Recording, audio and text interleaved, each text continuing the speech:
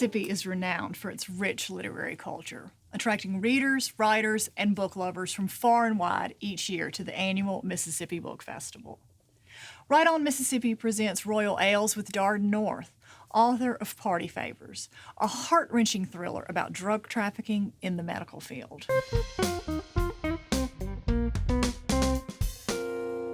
So let's talk a little bit about what it's like to be an author. What made you want to be an author? I mean, you grew up wanting to be a doctor, I'm guessing. That didn't happen in college. All of a sudden you want to be a doctor. But I'm guessing you were a reader growing up. You thought this might be something you wanted to try? I was the yearbook editor in Ole Miss, in 1978 Ole Miss, and met my wife there as well. She was the editor the next year, so we met on the yearbook staff. But that gave me a taste of, writing and publishing.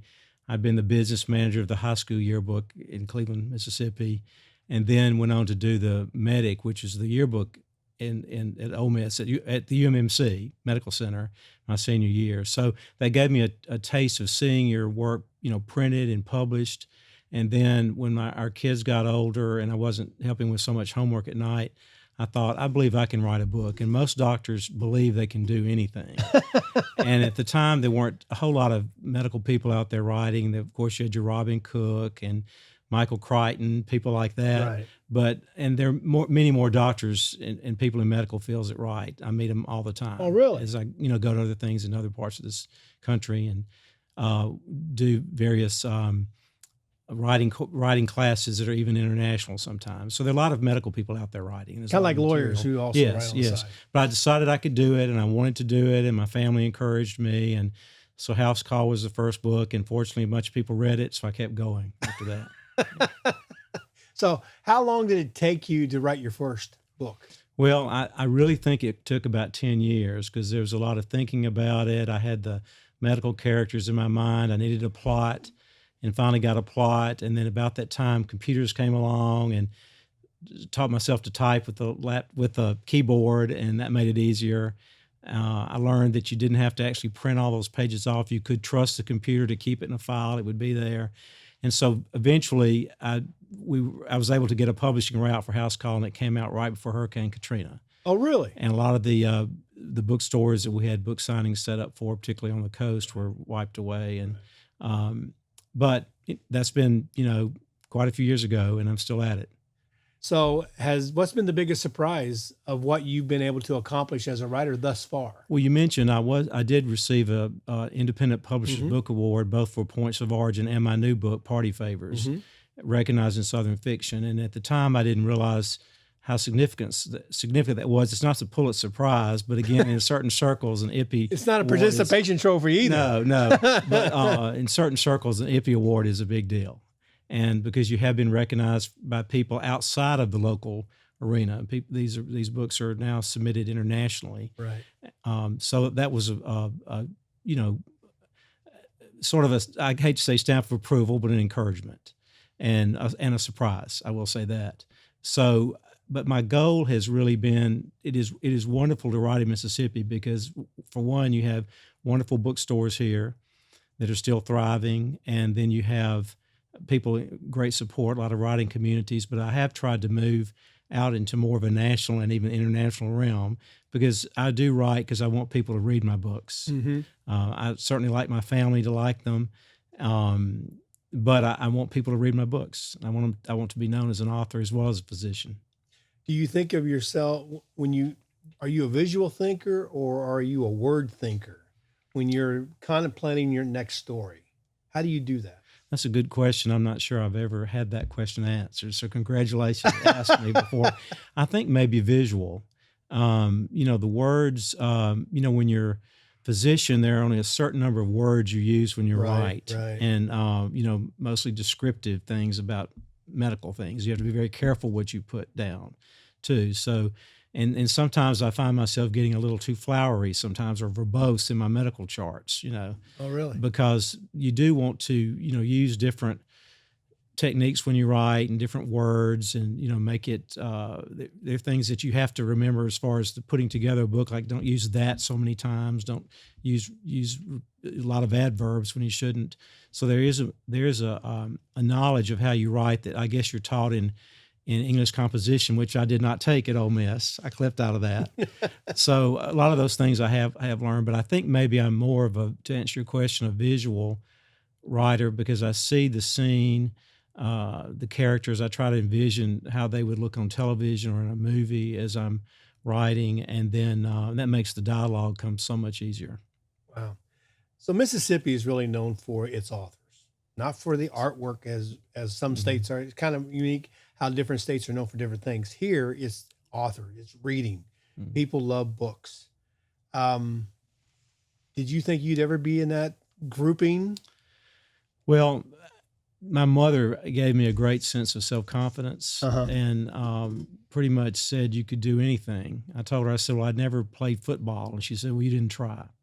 So I thought I could do this. And like I said, when we were premiered, the world premiere, I guess, a world release of House Call, it was at the Junior League Christmas show at Mistletoe Marketplace. And people were, walking down there and saw me and thought, what are you doing here? And realized I'd written a book. And so I was able to get the book out to a lot of people at one time. And then that, sort of started it. And it did surprise me. I guess I assumed people would read it and like it. And it did surprise me and sort of an affirmation that they did. And by then I already had Points of Origin written. And so released it and then kept going after that. Yeah. Were you expecting negative? No, I did not expect negative. But that doesn't mean I'm not open to criticism. Right. And I do think it's important to have your work read by other people other than your family, not just your mother, not just your wife, although sometimes the wife will tell you what she thinks for sure, and that's great. It's part of having a partner in life, Right. Someone by your side. But, I certainly am open to criticism for when people read my books. In fact, I have some beta readers, which are people that read your manuscripts ahead of time, and they'll say, well, I'm just going to put a little sticky. I said, no, write with red ink. Maybe mark the page so I can find it, but go ahead and write on there. Write, and people are afraid to do that. But no, I welcome comments. I welcome critiques, and, it makes you grow. You should have been in journalism. Well, then you get the red ink all the time. Yeah, sure. Teaches you how to deal with criticism. And the other thing I found, and people will tell you should read your work aloud to yourself, or just out in a room where you're actually reading it and you hear it, and when you hear it back at you, it's all different than if you're just reading it. As far as doing self-editing and that kind of thing.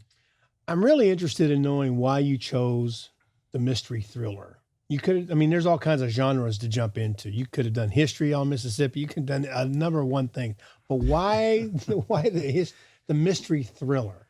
Well, I think to be able to make up a story like you want it to go is a lot easier than history, because history doesn't always, it didn't happen exactly like you wanted it sometimes. That's just the creative side of someone and imagining a story. I really wouldn't have thought about writing anything else. I do know even John Grisham said his first nonfiction book was extremely difficult. And so I think to have to put it in paper of what someone else did and how it's going to end, to me would be harder than making it up, just being imaginative and being able to take some people that maybe and combine them together and twist them around and change things and make them come out better. That's what's, to me, that's what writing is about. Who's your favorite authors? I like Robert Dugoni, who's a former lawyer that is in Northwest United States. He's been to some of his writing courses. He's a very, very kind and supportive person. I enjoy Greg Aills. Just picked up Richard Grant's book. Looking forward to that. I really read a lot of different people and listen to a lot of audiobooks. I think that's very helpful to me. Again, you're hearing it read. It takes a whole different light on what you may just see on the written page. Well, I was told one time, if you want to be a writer, you have to read. You can't just pick it up and try to put words to paper. And I think that's really how I began writing. It wasn't that I was necessarily trying to do exactly what some of the contemporary writers were doing, but that was really how I educated myself. again, I told you I minored in English at Ole Miss. That was my only English degree that I have. Other than my mother was a senior English teacher, my wife also taught high school English as well. But there is a lot to learn about writing, and like I do participate in international writers group, and you hear different editors talk, and it does make you hone your craft a little bit tighter, and you begin to see what really, as a reader, you like about a book is that it's well written. The plot moves along. There's just enough told at just the right time. There's an arc and a scene, beginning, a middle, and an end, and it all comes together. And I think as you start to write, it makes it harder to read other people's work when they don't do that. Oh, really? Yeah. So now you become the judge and jury. You sort of become a critic, and Right. you say, well, this person is on the New York Times bestsellers list, and they got away with doing that. How do they get to do that? But because they've already written 20 or 30 books, that kind of thing. So one of the things I learned as a storyteller was, as I saw other guys do their stories, I would copy what I would see and then make it my own. Do writers do the same thing? Do they like what they've read? Say, hey, I want to try that technique and make it my own. Well, sure. I think there are techniques that you might try to emulate. But, I think you want your writing to be fresh and different. You do need to read other people's work for a couple of reasons. You do not want to write the same thing. You want to, in a way, know what's popular. Although they say don't try to write what you think is needed right now in the marketplace of people wanting to buy and read books. Write a book that comes from the heart and the mind, or both, and try to make it the best you can be. And the only way I can really sometimes finish a book I'm writing is to think of the next one, because I want to get that one finished and get on to the next story. So how did you come up with Party Favors? Well, I'm going to guess because you're in the medical field, the opioid epidemic kind of spurred you into a new idea of a book. But how did you come up with that theory of the book? I wanted to write a novel that included the opioid crisis, as a central theme.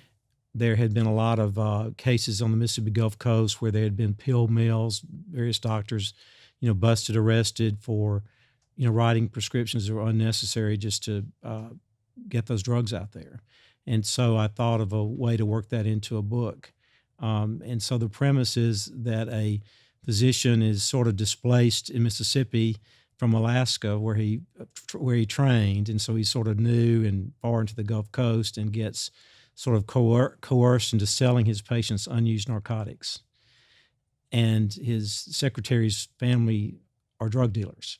So it sort of puts him in a situation where he needed the money to make his practice survive, and selling these drugs would do that for him. But he knows that's not the right thing to do. So he's sort of put in a quandary of possibly being arrested for what he's already done, but he certainly doesn't want to continue to do that. So there's a lot of soul searching that he goes through, and that character is, developed and changes as the book goes forward. I'm guessing you saw doctors do that. Well, it was in the news. There are multiple stories about it. And, various pharmacies, particularly in Mississippi even, that were just, filling a bottle of 100 Percocet when there's no one that should get a bottle of that many Percocet. And then also in the last several years, there's been a lot of education by the medical board to us surgeons that you really don't have to give people as many narcotics as you do. Right. And so I think there's, and I do not preach politics. I do not preach different things in my books. I do think it's nice and good to have something contemporary in there that maybe rings a bell with the reader, makes them think for a minute. But I do hope that when people read it, they do recognize the opioid crisis is as big a crisis, if not bigger than some of the other things. Well, it's still going on. Oh, yes. And I wrote much of this during COVID, and of course, people were dying from COVID. More people were dying from abuse of narcotics and drugs. Doc, as you referred to him a couple of times. I mean, I've read your book, and it's a pretty good read. I liked it. I'm glad. But let's talk about Doc a little bit. Okay. Is he a mixture of different guys you may have known, or is he a one guy you knew as a doctor that you wanted to use him as as a character? Not really. He's a orthopedic surgeon. So, we as gynecologists kind of have a view of what the orthopedic surgeon is. He's, tall, strong, great looking. Superman. And of course, women can be orthopedic surgeons too, and they may be tall, strong, and great looking too.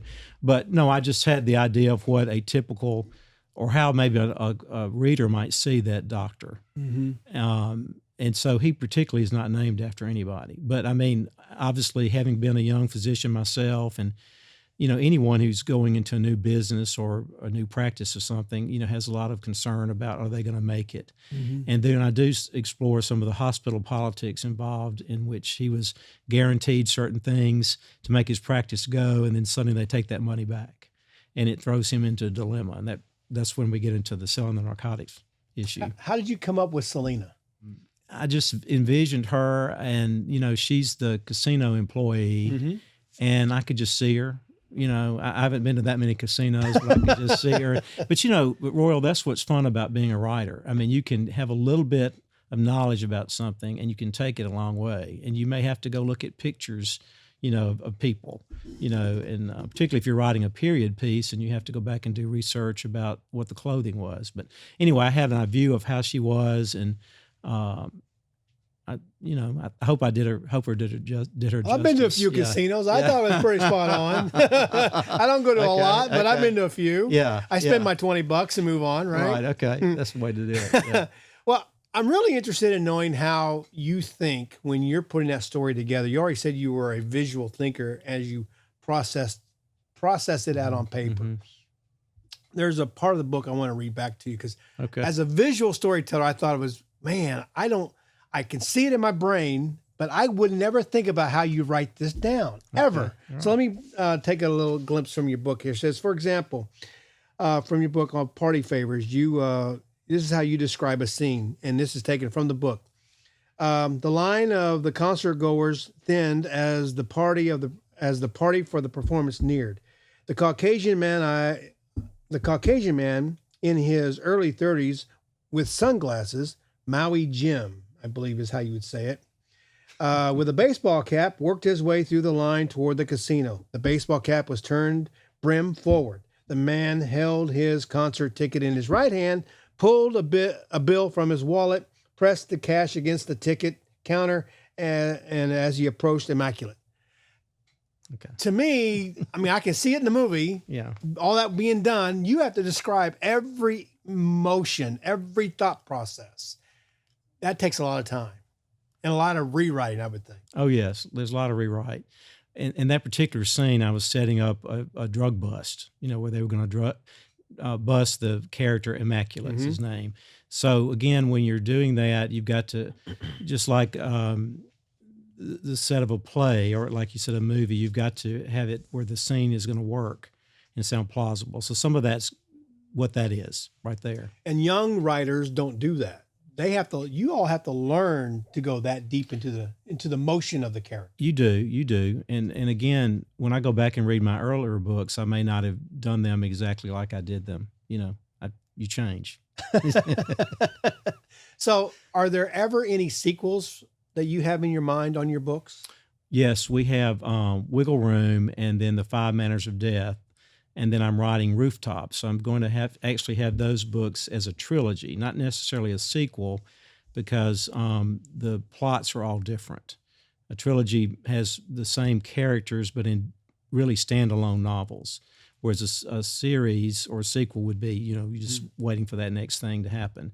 So I have carried them forward. And then Party Favors, I've had some suggestions of 2 other titles for those. And so I'll probably do a trilogy for that book too. A lot of musical writers, songwriters, look at their songs as their kids. You see your books as kind of like your kids? Well, sure. People say, what's your favorite novel? And you say, well, if you have, 6 kids, you're not going to pick one of them. Right. But yes, I mean, there's some parts of some books I like, more than, I don't necessarily have a favorite novel, but there are parts of all of them that I really like. So what's next for you now? You already talked about other books that you have going on, but what is the end result for you as an author? Well, I want to keep writing. I have another manuscript that's completed, The Friendly Enemy, that we're haven't arranged for publishing options on it yet. And then I'm writing Rooftop. I hope to see my books produced into movies. I think that's great to see your work on the screen. In fact, I have had people say that the way my books are written now, they're very easy to transform into screenplays. And I think you learn to write with a certain economy of words, even in a book, but you do want to have enough narrative, you want to have enough dialogue, but you begin to kind of see how these characters might really appear on the screen. And I think that many times makes it easier to write when you can do that. So they always say, as a young up-and-coming writer, write what you know. And so Mississippi is what you know. You'll always stay in Mississippi, your characters? Well, I have sometimes I may send them to France or whatever. You do leave every now and again, but the core has been somewhere in the deep South. All the books are set in Mississippi. They have, Wiggle Room does have a scene in Iraq. It's not a war story, but it has to start that way for it to, become a terrorist thriller plot in Jackson. But and it's easy to travel now because you've got the internet. Mm-hmm. But I think I'll always keep the books based in Mississippi. It is what I know. But they say everybody has a book in them, and I think that's true. And you've got that book, and then you maybe got the second one. Then you have to branch out. You may always have maybe a character who might be in medicine. Although The Friendly Enemy I mentioned has no doctors except the one guy who does an autopsy. But you have to branch out. But it's nice to be able to think out of the box, and to be able to be different people. And I think that's part of what makes writing fun. I need you to come to MPB, hang out for about a month, and you could write a book about being with the world setting in MPB. It'd be more of a comedy than it would be a murder mystery. I have friends a lot of times. I have a lot of little set answers about that. Someone will say, "Oh, please, will you write a book about me?" And I'll say, "No, I don't write science fiction." Or they'll say, "Am I in any of your books?" And I'll make a reference to certain descriptions about certain characters and say, "Every time you see that, that's you," and stuff like that. So, and that's fun. That's fun. But I really have been grateful for all the support I've gotten from people that have read my books and critiqued and had me to interviews and things like that. So you grew up an only child. If your parents had lived, they'd be proud of you? Well, I think so. We all want our parents to be proud of us. My mother was still living when the first 3, maybe 4 books came out, and she would, read them for me. She said, "Darden, you're a very good writer. They're wonderful, but you need to get somebody reading them besides your mother," and she would be very good about, mentioning, "Oh, you're good at foreshadowing." And if she saw something that was missing, like I had her read one book when I wasn't quite finished, she said, "Well, what happened to that character Phoebe? I haven't seen her in a while." And I thought, "Oh, well, I do need to bring her back some more." So she was a very good resource. And I do think she was proud of what I have been able to do.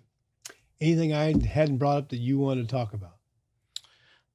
You've been very thorough. I do want to, encourage people to write. Being here at the Mississippi Book Festival has been a real honor for me to moderate a panel and to work with other writers. And I think the more that I have written and the more I know about writing helps me to talk to other writers about it.